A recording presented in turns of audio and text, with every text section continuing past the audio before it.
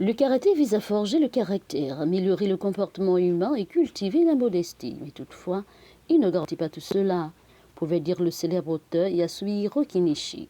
Une assertion qui aujourd'hui trouve tout son sens. C'est à juste titre que le maître Jean-René Akogué a jugé opportun de transmettre ses connaissances en karaté aux tout petits.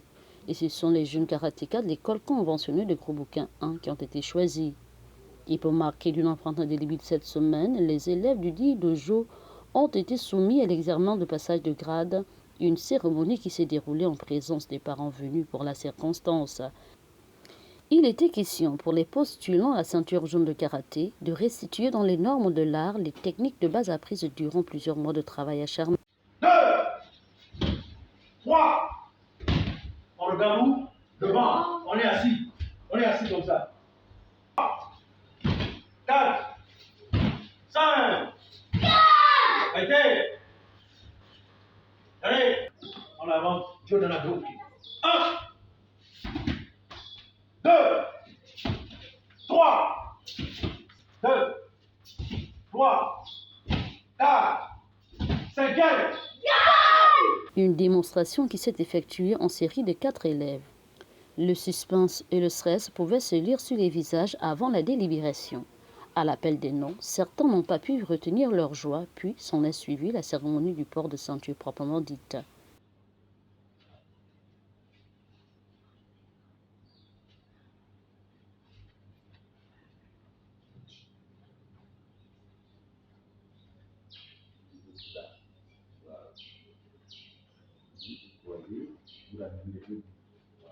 Une rencontre qui s'est déroulée sans un écroche au grand bonheur de l'initiateur de celle-ci, maître Jean-René Akogué, qui n'a pas d'ailleurs caché son sentiment. Nous avons révisé les techniques de base qu'on a apprises depuis le début. C'est rien que ça, dans leur diversité. Quand je dis technique de base, c'est une généralité. Sinon, il y a des particularités.